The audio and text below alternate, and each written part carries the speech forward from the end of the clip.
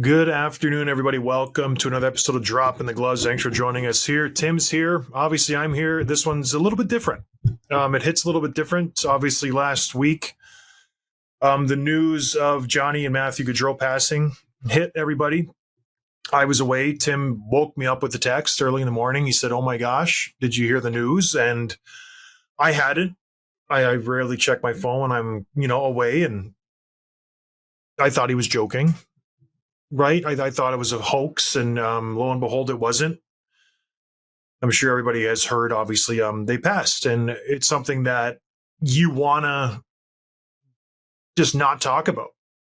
You want to just not ignore it, but you want to just kind of wish it didn't happen and not talk about it because that makes it real and it makes it even more concrete. But it's kind of something we signed up for, and if people want to hear about it or not, we have to address it. So here we are. We're doing the difficult show where we need to talk about Johnny and his brother Matthew. They obviously died in a tragic accident. Everybody knows the details. A drunk driver hits him and his brother while they were riding back from their sister's not engagement party, rehearsal dinner, and kills them both at 8:30 at night.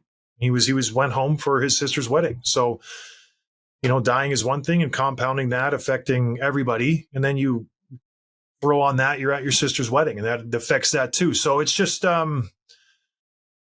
it's not something we enjoy talking about. I'm sure it's not something everybody enjoys hearing about, but you try to prepare for this. You try to, gather your thoughts. I don't want to ruin this or say something to put my foot in my mouth or insult anybody or upset anybody.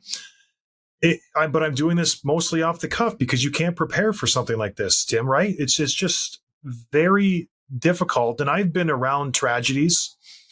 I've been around instances where things have been tough, especially in the hockey world. It seems like the last 10 years going, like when I played, there was the Boston Marathon tragedy. We were the first game back, the Sabres going into Boston. That was difficult. My good friend Derek Bugard, fellow fighters Wade Belak and Rick Rippon, my teammates, Jimmy Hayes, Ray Emery, Steve Montador, all of those people passed away. But this one, it hits different.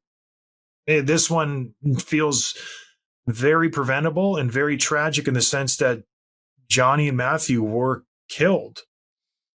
They were taken from us way too soon. And I'm not downplaying the other incidences. I know the Boston Marathon obviously were killed, but the hockey aspect of it is these were players and they were killed, and it's just really it's hard to accept. And I still, I'm a deeply Catholic man. I wrestle with the faith. I'm like, why is this happening? Two good young kids, fathers, one about to be a father. Matthew, his wife is pregnant. Why does these things happen? And you wrap your hand around it and it still doesn't make sense. So I don't know. Tim, what do you want to add to this? Because we're going to, just briefly talk about Johnny and his brother and, his life and try to, do some kind of memorial to him. But it's not fun. It's not easy. It's not supposed to be easy when someone dies. But yeah, the floor is yours, Tim.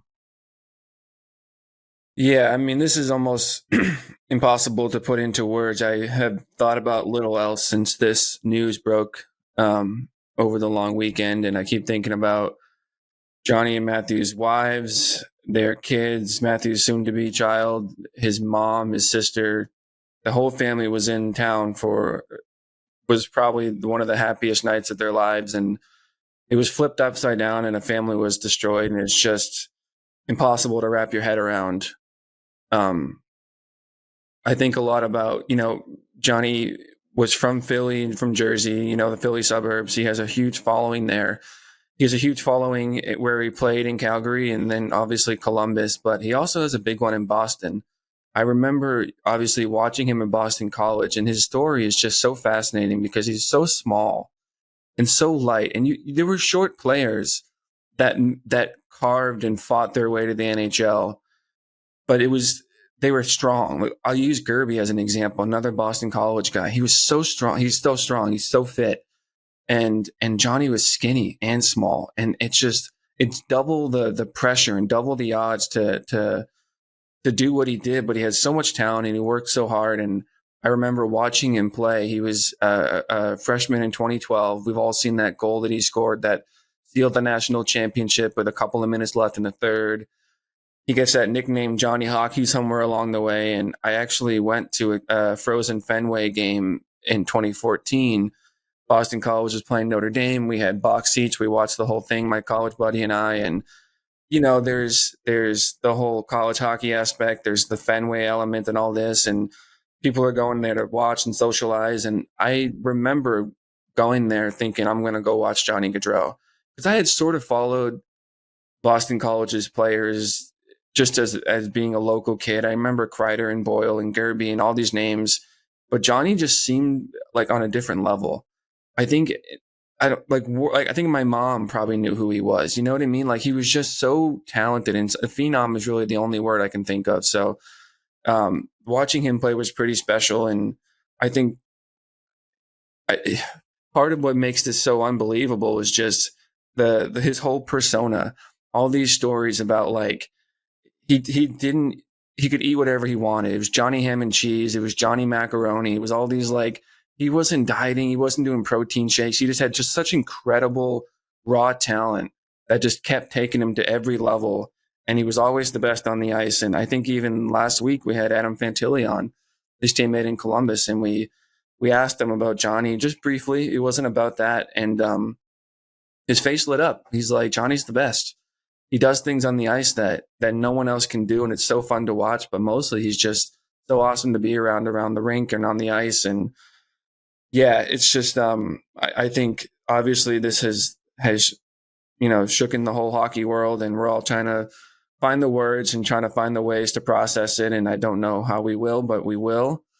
Just a special player, special person, it sounds like, by all reports. And from his wife, his teammates, and anyone who knew him, just has nothing but great things to say about him. And it just sucks that him and his brother Matthew are gone. And it makes no sense. Yeah, we really can't put many more words into it than that. Just sucks. I remember playing against him. He came in as a rookie, highly touted, and I was just this big goon. I never played against him very much, like on the ice, but you just watch him. And he was the new breed of NHL. He was slippery. He was, creative. He was elusive, but also just really skilled and talented. He put it all together to where he was just, an incredible hockey player. And it was fun to play against him. It was frustrating as heck because he was impossible to handle, but also just fun to see the new age of the NHL where I don't want to say he spearheaded it, but he was it. Like, this is what the NHL wanted to be. You wanted these young, creative, talented players pushing the limit, using their brains, using their just hockey smarts, and just being creative on the ice. And that's what he did. And it's my gosh, it's crazy. He won't be around. It's sad, but yeah, playing against him, I had that honor. It was just fun. And then to just see him gone is crazy. Like, it really is. It's, I don't know. I'm sure everybody's dealt with it. It'll sting for a long time. And in Columbus, this is the second tragedy in 2 years. Obviously, they lost their goaltender, Elvis Kivleniks, at a house party for his goalie coach the year prior. So they've been having a tough run of luck with that team. So hopefully the team is, I really don't know the headspace of those players at this point. It's just, it's too early. It's a real huge tragedy for the NHL. It's a huge tragedy for the NHL, but more importantly, it's because he's got a wife. He's a father. He's got, his family. It's hard to deal with. I just had a kid. I can't imagine. And I talked to my wife about this at length. Like, what would you do if I died? It's like, it's something you never think about. And now we have, his wife and Matthew's wife, who is pregnant. Dad's gone. He's dead. They're not coming back. Like, it's real world problems that are it's really heartbreaking. So I've been praying for him. I'll continue to pray for him and his brother and his family. And it's really crazy. And his hockey success aside, like, it's a death. He was a superstar, so maybe that makes it a little more of a big deal in the sporting world. But a young kid died in a tragic way that could have been easily prevented. And he did the right thing. He was riding his bike home. He probably had a couple beers at the party. He's like, I'm going to bike home. Why bother driving? So it's really too bad. I don't know what else to say, Tim. We could wax on about this a lot longer, but Johnny and Matthew were good guys from all accounts. I'm not going to lie and say I knew him, but I played against him. I have heard stories about him, and he will be missed. Really, really missed, which is sad. Anything else, Tim? No. All right. Well, we're going to take a short little break, regroup, and come back with a regular show. But yeah, don't forget Johnny. Pray for him. Keep him in your thoughts and prayers because he's, hopefully on his way up to the upstairs. All right, everybody. We'll talk to you in a little bit.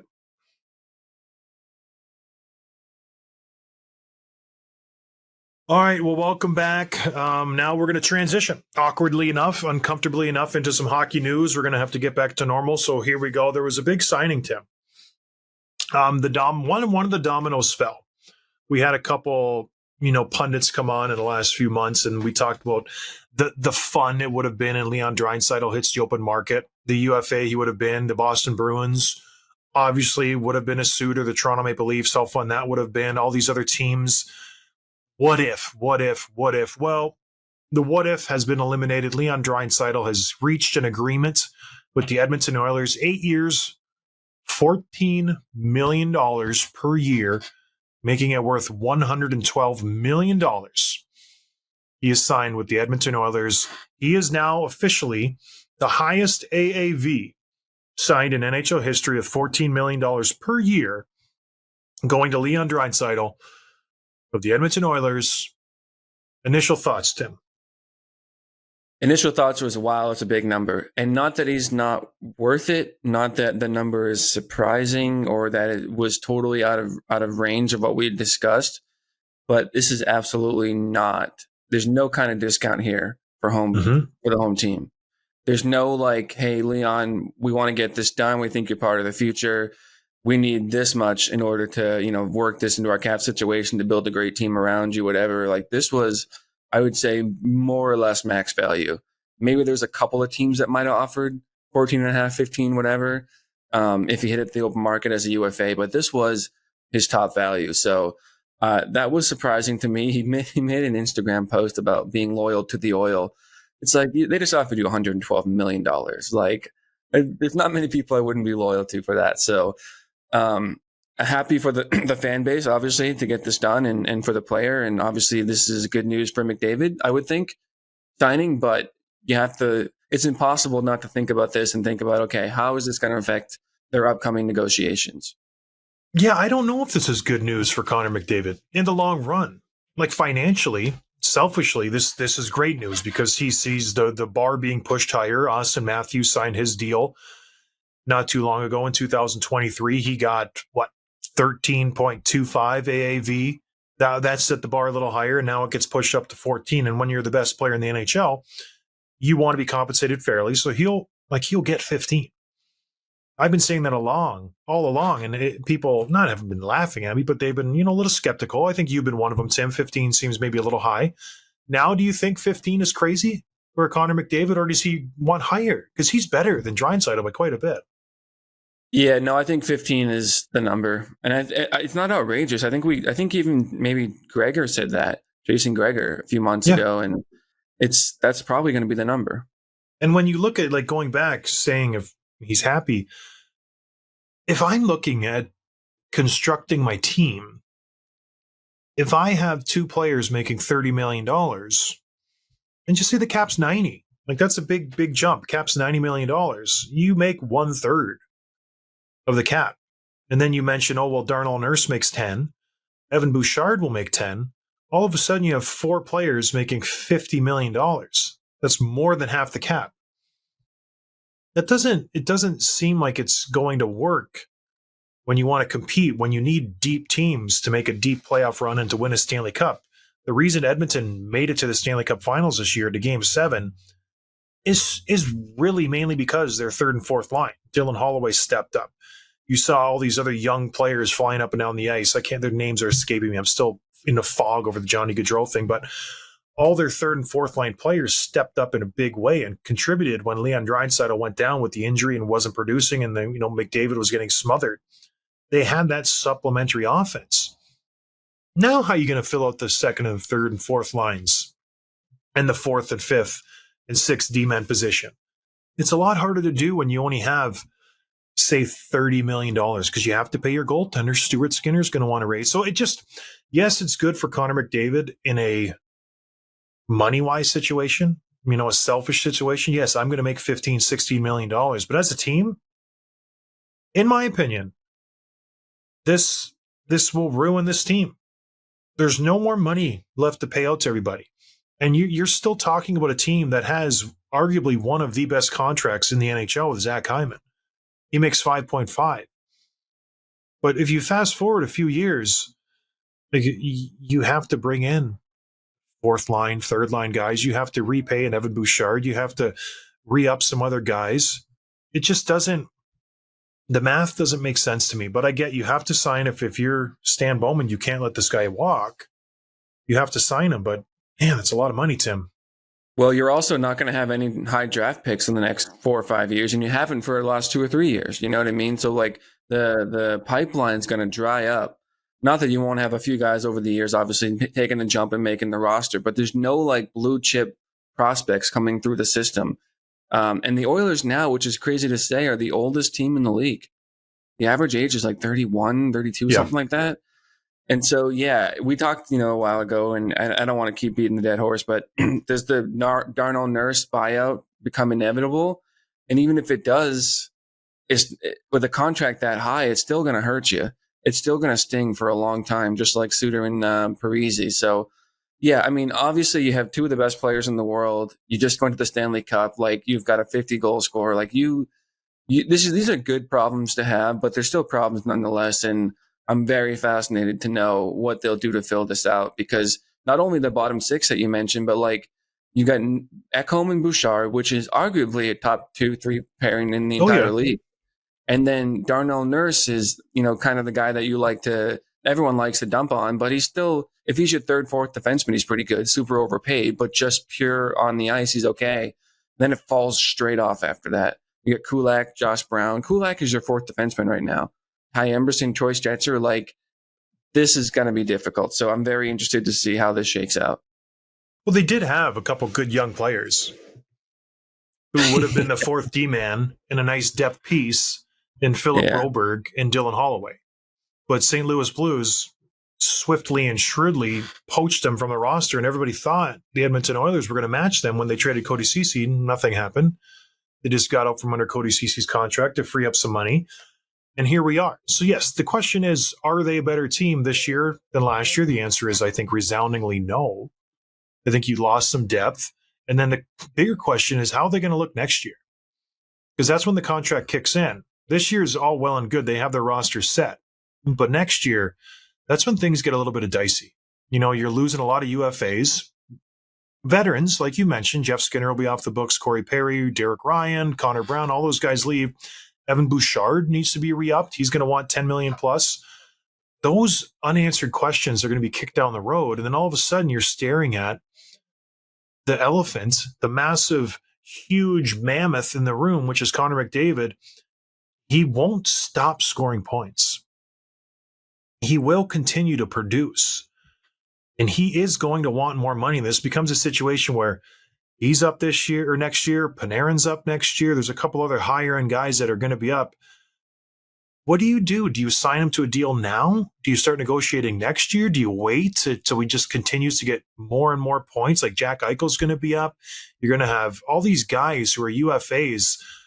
We're going to keep wanting to set that bar. I don't know. Like, all of a sudden you wait a year and a half, and then you're in the offseason next year, 25, 26, and he's going to want $7 million. And then you've priced yourself. I don't know. It's so bizarre that they're in this situation. And I think this is going to come down to a situation where this team is always a contender, and then they win a cup 1 year, and it makes it all worth it, where everything just hits. They get a couple good young players who are playing well beyond their contracts. They get a goaltender who's hot. They get a young defenseman who's playing really well, or a veteran who comes in, just like the Washington Capitals did. They were always contenders, always in the mix. They get maybe a veteran to sign at the league minimum, and they win that one cup. Does that make it worth it? That's what I want to ask you, because we've seen dynasties before. And the word dynasty has changed, because in the old days, you would have 5, 6, 7-year runs. You know, the New York Islanders, the Edmonton Oilers, obviously the Montreal Canadiens, those teams went on dynasty runs. Now it's 3, 4 years, 5 years tops. Then the team gets disbanded, players leave. We saw the Hawks do it. We saw the Penguins do it. We saw the Tampa Bay Lightning are trying to extend their dynasty to a certain extent. Is it worth it to have the 2 best players in the NHL and win once? Was it worth it for Washington to mortgage a decade, 12, 15 years for 1 cup? I'll speak for Boston, because that was only 1 cup. Mm-hmm. And I'll say yes. Because I think if you go from like 2010 to 2023, something like that, 13, 14 years, I think they had the most wins in the NHL, or the highest winning percentage, or certainly near the top. And it was a blast to watch. 2 heartbreaking losses to Chicago and St. Louis in the finals. But like, you still had the one. You were still competing every year. You still had some of the best players every year. Yeah, I think that was worth it. I think most fans would take that. I think, the better the players, the higher the expectations are, especially when you think of like, you would have now had the best player possibly of all time for probably his entire career. That's the bigger question. The fact that he only wins 1, not just this group and this core, this window. It's like you had Connor McDavid putting up 150 points a year and you only have 1 cup to show for it. I think that would be the bigger disappointment. But yeah, to answer your question as a fan, I think as a franchise, I think winning 1 would make it worth it. Because that just like 2010 feels like 3 years ago to me. I still think about that and smile. Like it's what it's about. So yeah, I would say yes. Yeah, I agree. I think it does too. Because when you look at the teams who don't do that, the Rangers, the Hurricanes, all those other teams who haven't won Stanley Cups, it's like, it would have been nice to win 1. The Sharks is the biggest example. My San Jose Sharks. Yeah, I do agree. Winning 1 would mean a lot, but I just said they won't be as good this year as last year. Maybe I'm eating my words. I'm looking at the roster. It looks pretty solid, but if they don't win it this year, do you see them being a better team next year with this salary kicking in? Because they're still on his old salary this year, $8.5 million. Everything is good. That allows them to sign a couple other players and, balance the money out. But just say they don't win. Next year, his $14 million salary kicks in. Evan Bouchard's writing a new contract because he's going to want a new one this season. He's going to be making $10, $11 million. Are they a better team next year with these 2 guys making more money? I'm going to answer that in the context of the salary cap going up, because that's really what makes this worth it. If you look at it now, it's like, this is really difficult to swallow. If it goes up 3 or 4 million for 3 or 4 years in a row, then yeah, this is going to be easier to swallow and easier to manage. You can build a winning team around this, because it jumps from like whatever it is, 15, 20% of the cap down to 10%. And you can win with 10% and 20% committed to a couple of guys. But there's no guarantee. We have all these expectations, but if you had asked in 2019 how much the cap will go up next year, you would say 5%, $5 million, $2 million, whatever. And then COVID happens. Obviously COVID is a once in a generational, hopefully knock on wood type of thing, but it just shows like the unpredictability of the situation. And you don't know that it's going to go up. You don't know what's coming down the road. And so it's a smart calculated risk, but it's still a risk. And I think, I still think they can build a good team around this, but it just puts even more pressure on a very small amount of players on this team. Yeah, no, I agree. And the cap will go up. It's $88 million this year. It goes up annually 5%. And I don't know if this is still in the CBA, but every year the players have the option to increase the cap, and they always do. So 5%, if you expand that out 3 years, it's going to be $100 million by 27, 28. So like relief is in sight. They could put a stop to that. I know there's a new CBA that needs to be negotiated in the next few years, and players are already signing their contract with that in mind, with the anticipation of a lockout. Because Gary Bettman has never met a new contract negotiation and never not had a lockout. There's always been some kind of play stoppage, whether it's a whole season, whether it's a month, whether it's a half a season. He loves negotiating, and there will be some kind of lockout when that time comes. I can't remember the exact year, but it's soon. It's coming up soon. But even with the relief, Tim, just say it does jump up to $100 million, 27, 28. They're still paying 4 or 5 guys half your salary. It's a lot of money. Well, you have to do it. It's the price you have to pay. You can't be the new GM who comes into Edmonton and lets your 2 generational talents walk, or only keeps one of them. And then you're not as good as a hockey team. So you have these guys, you have to keep them. It's the price you have to pay to play. But boy, oh boy, day after day, that Darnell Nurse contract just makes it harder and harder to swallow. That's the one that ruins this whole thing. If they don't have him making 9.5, if they have Cale Makar making 9.5, it's a completely different conversation. Then we're talking dynasty. Then we're going, oh yeah, no, we're going to win multiple Stanley Cups. He's the one that ruins everything. We call that a flat tire contract. It's brutal. But yeah, I don't know. I hope it goes up. I keep thinking if McDavid signs the same matching contract, a la Getzlaf and Perry or Kane and Taves or something. But even if he does, if he signs for 14 and not 15, it doesn't change a whole lot. It's still a massive amount of money. So even if he doesn't take that number and say I'm worth X amount more than Draisaitl, it's a lot of money. But like you said, it's a good problem to have. And what else do you do? The alternative is letting him walk or trading him, and you're going to lose in either of those situations. So these are your guys, and we'll see how the team around them comes together. Can you believe that Connor McDavid, he's only 27 years old. He's already made over $100 million in his career in salary. It's crazy. He could go down like making $250 million if he plays his cards right. Like that's incredible. Just on salary alone. Worth it. Yeah. Like worth every penny. Like this last year was not his most productive year. Assist-wise it was. He got 100 assists. His goal scoring went down because he's, regressing as a player, but crazy.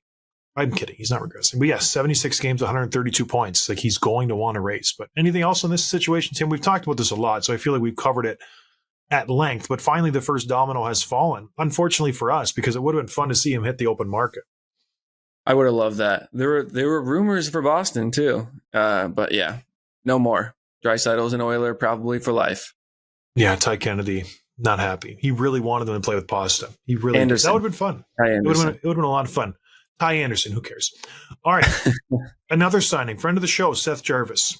Complete different spectrum than Leon Draisaitl. Young kid coming off his ELC, wants to, cash in his first big contract negotiation with the Carolina Hurricanes, and he did pretty well. And he did it in a strange way. Signs an 8-year, $63.2 million contract. But there are a ton of asterisks attached to this because of deferred payment. What's that, you ask? A deferred payment? Well, Tim, explain to everybody what a deferred payment means. I'm kidding. Deferred payment is a very, very seldom used thing in hockey, and I don't wrap my head around it very well. I don't understand it too much, but what it does is defers payment every single year of this contract. So instead of his average annual value being at 7 point now, and it falls in at 7.9 to 7.4. I don't get the reasoning behind it. I have to do a little bit of digging. I have to do some research. Well, I said I should do that. I won't. Hopefully someone does it for me and I'm able to read an article to understand it a little bit better. But Shohei Ohtani did it with the Los Angeles Dodgers. In baseball, it's done quite often where teams will defer money down the road. So the player, it's a benefit for the player and the team. They're not putting out money right away if you're contending, so you're spending a lot of money. So instead of paying out, in LA Dodgers case, hundreds of millions of dollars in one season, you defer that payment down the road with inflation, with everything. So hopefully that money maybe is less in 20 years than it is now. It also works for the player in Shohei Ohtani's case because he lives in LA. When they go to pay out that whatever hundreds of $million contract, he will have moved from LA. And I'm guessing he'll move to Florida or he'll move to Texas where there's zero state tax. So he doesn't have to pay the exorbitant state tax that California has. So he'll gain more on that contract. So it's a win-win on both sides, except for the 29 other baseball teams in Major League Baseball, because they go, hey, you're cheating the system. You're paying this guy $40 million a year, but you're not paying him.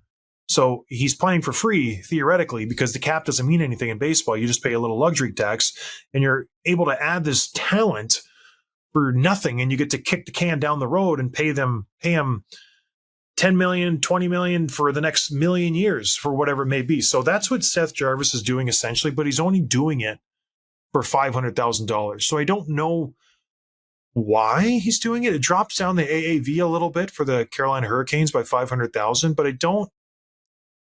don't see the real huge benefit here because apparently Frank Saravalli knows, he's a smart guy, or someone's explained it to him. But Tim, do you have a better explanation of that than I do?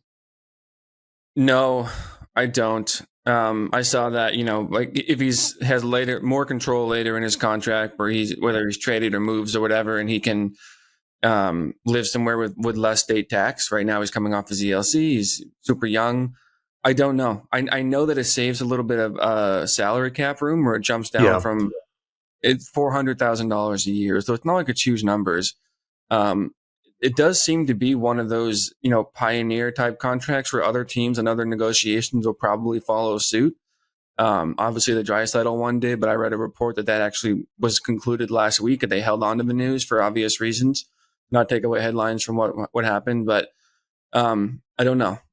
This is like that type of advanced, complicated salary cap math that it just feels a little bit over my head. And I think happy for the guy, happy for the kid, great player, obviously, great guy, great teammate, great young talent, and I'm glad that he got paid. I'm glad they got it wrapped up before the season started, so we can go into camp and have this behind them. Yeah, great deal for the Carolina Hurricanes too. I would have figured he would have wanted more.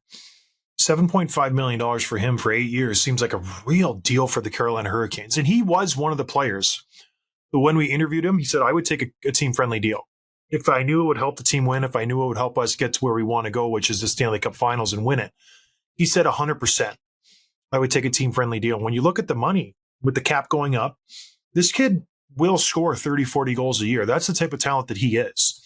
Especially after Jake Guentzel just getting $9 million. This screams like a huge deal for the Carolina Hurricanes. And then on top of that, to get him to defer some salary, so the AAV is only 7.4, so that's a good deal. It's a very good deal for the Carolina Hurricanes, Tim. Yeah, and it's very similar to what Matty Beniers just signed. And he's Jarvis put up more points than he did. Jarvis is way better than Beniers. Way better than Beniers. And I don't know. I think he could have gotten more. Not that he's going to hit the open market, but I think this is a case of a young kid just, whatever. I'll play with Aho and Svechnikov. We got a good team. I'll save a couple $1 million. Like, I wonder if their GM or their coach was like, "Seth, just like help us out here. We want to sign some players. We want to win a Stanley Cup. Like, Martin Nikas is going to need a new deal." What's that? Go ahead. Are there any like traditions when a guy signs a big deal? I guess it's tough now because they're not together. But if it was extended during the season, for example, would he buy dinner that night or that sort of thing? Well, that's the money on the board situation where if you sign a big ticket, you put something on the board. So he would put on a team dinner or a couple $1,000s or something like that. So he'll have to do that first game.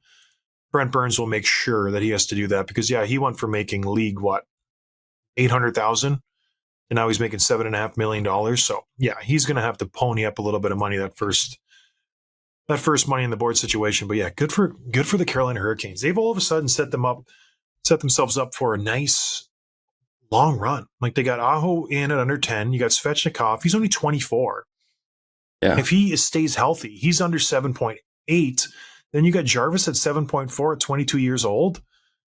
Like, that's not bad.